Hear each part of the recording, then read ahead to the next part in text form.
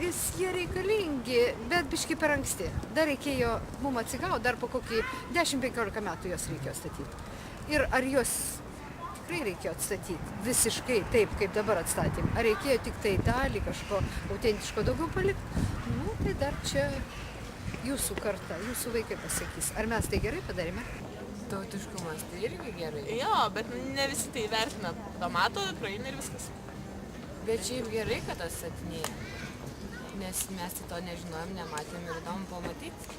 Ten, kur statybus, ten žinau, kaip pinigų švaistymą, čia kaip 2x4, čia niekur nedingsi. Ten, kur kelių remontą, ten pinigų švaistymą, vėl ne pačiais kiek sudėta, čia. Aš manau, kad čia graži idėja, bet ar ten yra ta vieta, kurioje reikia jos statyti, nežinau. Nes tam, bent jau dabar, kai jie jau yra, sakykime, pastatyti, bet aš viduje dar nebuvau, tai man dėja, bet jis labai griaustiškai atrodo. Nu, pasakyčiau, kad jie reikalingi, bet gal per anksti pradėti. Gal mes per vieni tam buvom, gal nepasirengę. Gal tu Algirdas ir įsidėjo kiek nors, ką aš žinau. Pažymint tūkstantmetį mes atstatom savo valdovų rūmus, savo relikviją kažkokią. Ir manau, kad valdovų rūmai kaip tik ir primins mums tą tūkstantmetį. Tai čia vienareikšmiškai neigiama, vienareikšmiškai, todėl kad kuria prasme be pažiūrėsi, tai tiesiog katastrofa, todėl kad estetinė prasme tarp katedros ir pilies, reiškia, tu nematai tam kaip įsprausta, o paskui finansinė prasme, tai tikrai buvo galima daug bibliotekų atstatyti, ar Kauno pilį atstatyti. Tai čia vienareikšmiškai tikrai blogas žingsnis, bet jis atspindi realią Lietuvos situaciją, kad interesų grupės valdo. Reiškia, noriu, aš savo pasistatau, reiškia, valdovų rūmus ir pavadinu tai istoriniu atstatymu.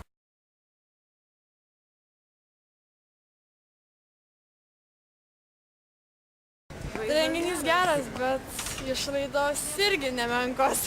Čia pinigų švaistymas buvo, nes tiek išleista. Nu, mano akimis tai labiau pinigų švaistymas. Tai man atrodo, kad ten gero bereikalingas buvo. O kodėl bereikalingas jūsų nuomonė? Tai ką ten trumpam. Šovė į orą pinigus. Šovė ir viskas. Ir sakyčiau, kad kažkoks tai būtų palikimas, kažkoks likęs. O čia tai nežinau.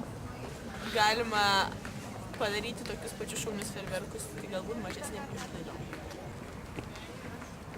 Nematyčiau čia nieko blogo, bet žinant šiandien esamą situaciją, krizinį laikotarpį, tai vis dėlto reiktų taupyti ir skirti laiką ten, kur yra pirma būtinybė.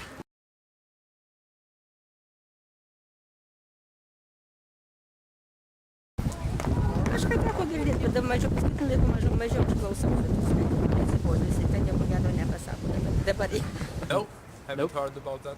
Man šitą idėją, tai kai aš išgirdau, tai labai patiko, nes matyt aplink pasaulį ne kiekvienas lietuvis apiplaukia, o tai, kad į tą visą įgulą buvo įtraukti ne tik, sakykime, ten keli žmonės, bet keitėsi, buvo etapai ir buvo ne tik, kad tikslas apiplaukti visą pasaulį, bet tiesiog suvieninti visus pasaulį iš visų kampų lietuvius. Jo?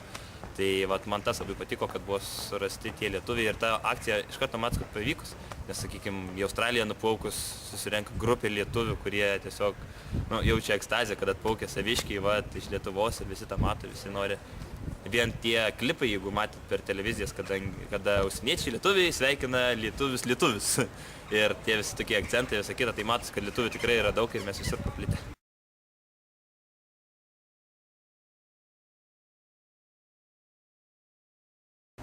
Šiek tiek mačiau. Pavaikščiau, pažiūrėjau, pasiklausiau. Tai galbūt Televizorių pasiklausiau, pasižiūrėjau. Masė žmonių, surinkta visas organizuota. Gražu. Gražus, kaip visada, aš jau kažkada, gal prieš 20 daugiau metų, gal 40, nebeatsimenu jau kažkada.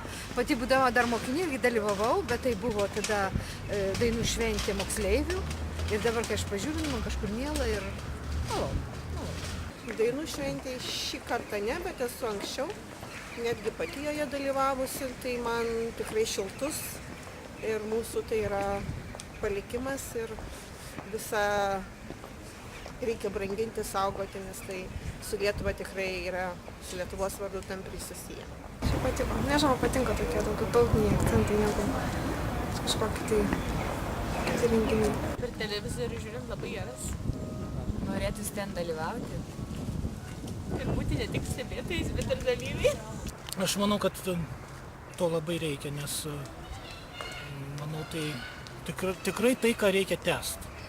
Nes be folkloro, man atrodo, Lietuvos tapatybės dalis ir išnyktų. Tiesiog mes pasakom, kad mes esam lietuviai ir esam dalis Europos Sąjungos kaip, reiškia, su savitu veidu, sakyčiau. Tai yra neišvengiama tokia reikalinga dalis.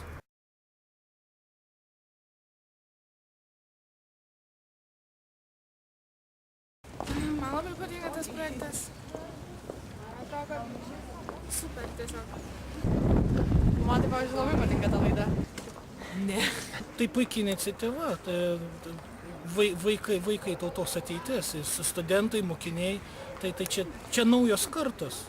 Ir juo daugiau jie žinos apie savo tapatybę, savo šaknis, juo mažiau jie vėliau patikės tais, kurie reiškia, mus bandys suniveliuoti su kitom tautom. Reiškia, ta tendencija labai aiški yra, kad praktiškai išsižadėk savo tautos, nes dabar mes gyvenam globalizacijoje ir viskas yra visų.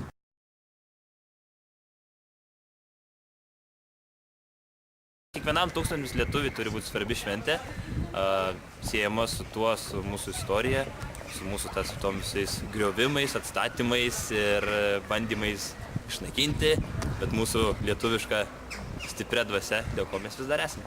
Nu taip, jau švenčiam jau, ačiū Dievui, pusę metų gal daugiau. Aš asmeniškai, tai jos nešvenčiam. Mano nuomonė, kad gali būti, kad tūkstantmetį sukurs ką nors įdomaus. Pavyzdžiui, kad skraidančios mašinos arba tokį ką nors įdomaus.